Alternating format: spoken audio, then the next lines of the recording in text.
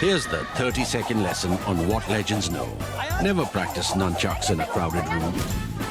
Never eat chole before a road trip. Always take your shirt off before you iron it. Don't take a call near a swimming pool. And don't forget, saving is not investing. Legends don't just save, they invest in mutual funds. Mutual fund investments are subject to market risks. Read all scheme-related documents carefully. It is certainly too early to say that peace has broken out between India and China. There is peace and harmony, it's come back, or to use that favorite Chinese expression which Manmohan Singh's Chinese counterpart had used when they met in Bonn after another of the India-China standoffs, that cool winds of peace are now blowing in our relationship. We are not quite there yet. At the same time, what we can say is that diplomacy has broken out. Now, diplomacy is broken out is always much better than hostility has broken out or that tensions have broken out. Why do we say that diplomacy is broken out? Because over this week, we've seen two sets of activities in two different places. So there was S. Jaishankar, our foreign minister in Switzerland, and he was at a sizable event at the Geneva Center for Strategic Policy, GCSP, and there he spoke in conversation with Jean-David Levitt, a former French permanent representative at the UN, where he made certain important statements which I'll take you through with. At the same time, in St. Petersburg, in Russia, our National Security Advisor Ajit Doval was present. That was again a very high-level meeting. That was the BRICS meeting of high-ranking officials responsible for national security matters or national security advisors. And there, he also had a meeting one-on-one with Wang Yi, who is now China's foreign minister, also is a senior member of the Chinese Communist Party, and who heads the foreign affairs in the Chinese Communist Party. The Chinese system, party positions are often more important and powerful than executive positions. So they also met and both sides issued their statements. One, the respective readouts by the Chinese side and the Indian side after St. Petersburg, after the Wang Yi Ajit Doval meeting, and also the statements that S. Jaishankar made in Geneva. If you read them together, it would sound like things are getting back to some kind of normalcy. They are not going back to status quo ante. They are not going back to how things were before the summer or the spring of 2020 when the Chinese came into eastern Ladakh. No, nowhere near that. But it's a lot better, enormously better or enormously less worse than how things were, say, by the summer or late summer of 2020. After that, some disengagement has been carried out. So first of all, you have to watch every word very carefully because there are nuances in words, even in words which begin with the same letter. Disengagement and de-escalation, for example. Disengagement in this context means that troops who are standing eyeball to eyeball is a metaphor. Troops don't stand like this eyeball to eyeball, but within sight of each other, and where accidental clashes can take place or misperceptions can take place because troops there are all tense. They are not there on a picnic, and that can have some bad consequences. Once you move them away from there and create buffer zones between them and say, look, you are here and you are there, right? You will not come into this area, you will not come into this area. So that will minimize, if not completely rule out the chances of you coming into contact with each other unless you want to make real mischief. That is besides the point. That depends on intention. So that is disengagement. So Jaishankar said in Geneva that this is an ongoing process, and as we speak, it looks like 75% of the disengagement has been carried out. Now that 75% is easy to understand because we've been tracking this through these months. In fact, there are several stories done by Snehesh Alex Philip, of which I will share links with you. So the first round of disengagement, as we know, was in the Kailash Range area, Kailash Range, then Pangong Lake, both on the north bank and the south bank. On both sides, disengagement took place. Once again, No territory has been given away by anybody to any side. So I see some stuff on social media, clips being posted on social media, Twitter in particular, because I'm still not an Instagram citizen, claiming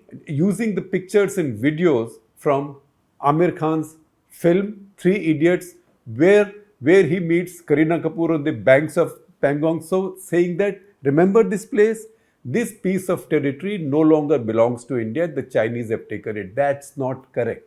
Not any territory has been given by any side to the other. However, 75% areas have seen disengagement. That is Kailash Range, the north and south banks of Pangong Tso, and Hot Springs and Galwan. Hot Spring was the last round of disengagement in 2022.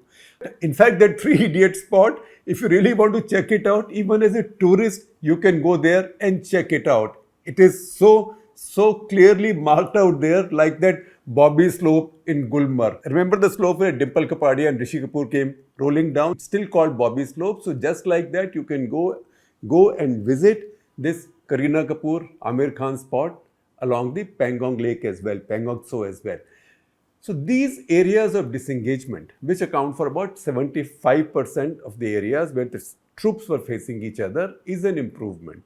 What's happened in each case is that a buffer zone has been created between the two sides, between the troops of two sides.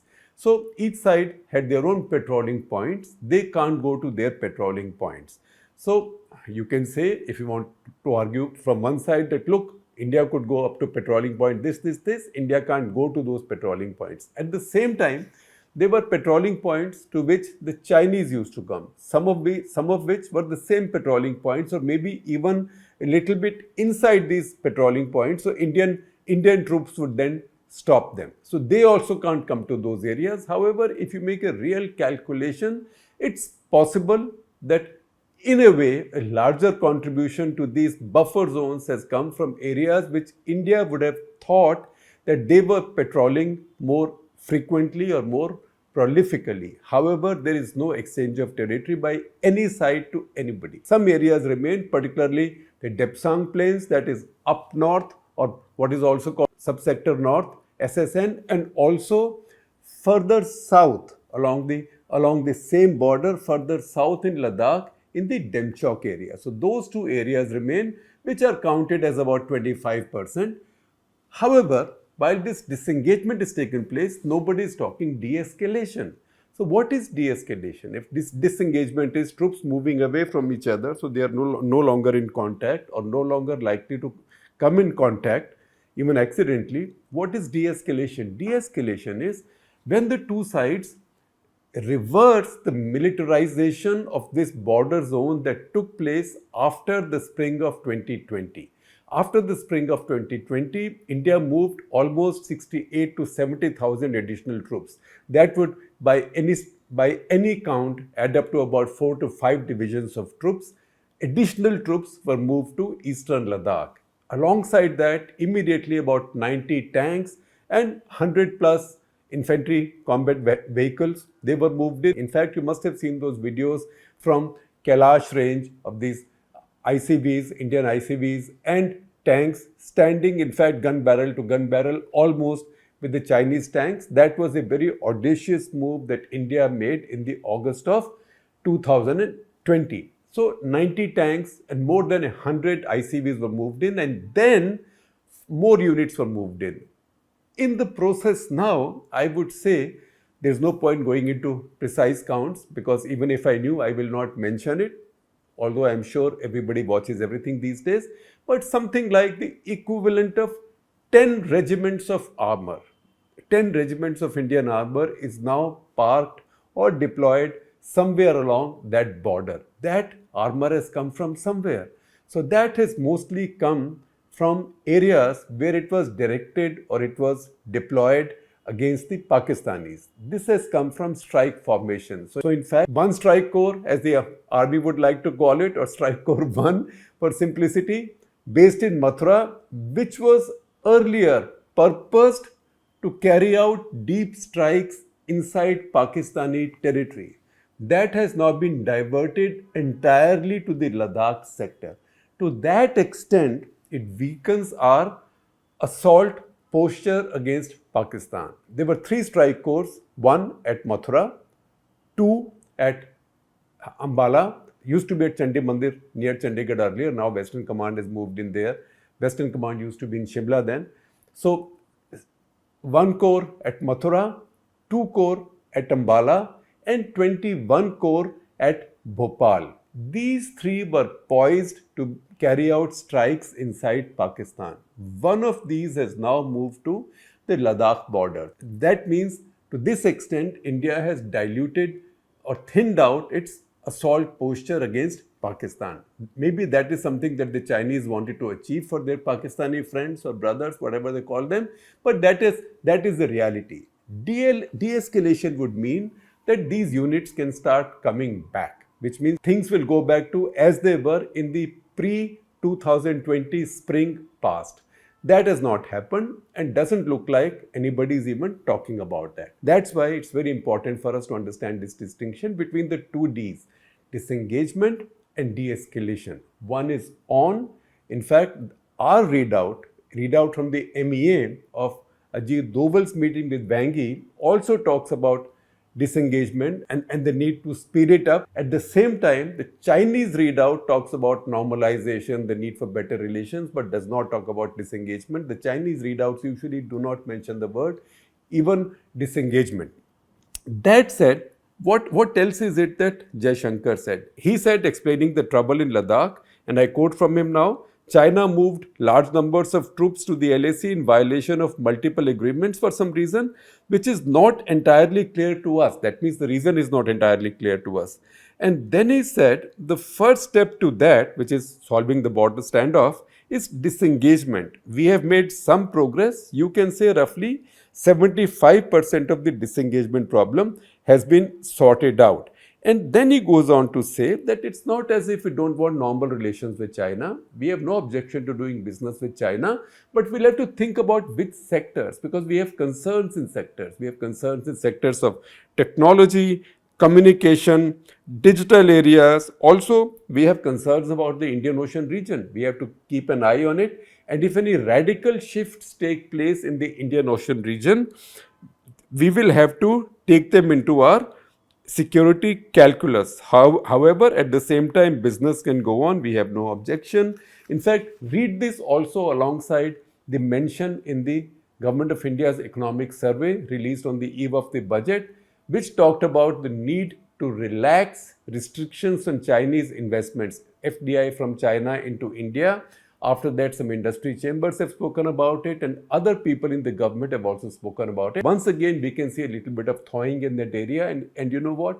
What better evidence of relationship on the economic side than trade? So this year, after 2 years, once again, China is back to being India's top trading partner. It has beaten America again, and on terms which are entirely favorable to it. So if you have $118.41 billion worth of trade, 118.41 billion. Of this, India's exports are just 16.66 billion, and India's imports from China are 101.74 billion, which means a deficit of more than 85 billion. Now, in fact, if you calculate the way the Chinese customs calculated, because that data is easily available, because they also add transportation charges, customs charges, other taxes, etc., etc. If you add all of that, then the trade gap or the trade deficit for India would come to almost $100 billion again. So that is, these terms of trade work entirely in China's favor. However, these are things that India needs. And if India were to stop importing these from China, it is the Indian industry that will suffer, including a lot of the new manufacturing industry in India, which needs parts, components, which are available from China at good prices. Also APIs, the basic ingredient which goes into a lot of Indian pharmaceuticals. That said, see what impact has this tension with China had on the larger Indian military posture. I told you about the movement of this strike corps to Ladakh. See some other things which have happened. Now, because of the need in Ladakh, the division which manned or which looked after, we should increasingly stop saying manned. Usually we did in the past because armed forces were all male. Now it's changing. So let's say the division-sized force called uniform force, for whatever reason it was called uniform force, which was based in the Jammu, Poonch, Rajouri, Doda, Kishtwar, Kathua, that area. All the areas from which bad news has been coming in the past 3 months. I think there have been 16 attacks in these areas, attacks, ambushes, whatever you call them, clashes between the militants and the security forces. One reason infiltrators have come into this area is that uniform force which was looking after this area, it consisted of a large number of Rashtriya Rifles battalions, a division size. They were repurposed and they were moved to Ladakh. Alongside them, 2 more battalions of Rashtriya Rifles were again repurposed and retrained and moved to Ladakh. That vacuum allowed infiltrators to start creating havoc in this area. To make up for that now, 39 Division, which was a Northern Command reserve and would normally have been used in an assault role along the international border in the Jammu, generally between the Jammu-Sialkot sector, that has now been taken out and allocated to counter-insurgency role in the same region that uniform force had vacated. To that is also being added 2 battalions of Assam Rifles from Manipur and a sector headquarters from Nagaland have been moved in. That much force is now going to be consumed in this region, from where a division had to be moved out to bring about the balance in eastern Ladakh, and see other changes that this has caused. We spoke about this earlier in an episode of Cut the Clutter, but Indian Army has now decided to create a new corps called 18 Corps based at Bareilly. Bareilly used to be an area command, like it was called Uttar Bharat area. And area command generally looks after the area, and because there is line of actual control or border with China called the central sector, it had 1 brigade and some other elements with it. Then 2 more brigades got added and 1 more division. This was the division in Dehradun, the 14th, which was allocated to 9 Corps based in Yol. And that corps is also looking at Pakistan. That is also looking at Pakistan. This division has also been allocated to this new corps looking at China. So once again, you can see how this tension with China or this standoff with China has created imbalance in Indian order of battle and in Indian deployments as well, because this is not the time to make fresh raisings. There is no money, there are no budgets, and there are no plans either. So the same forces, the same units are being spread out. That's why if there is a de-escalation at any point of time, it will restore the balance for India and what India has to live with, which is a 2-front situation.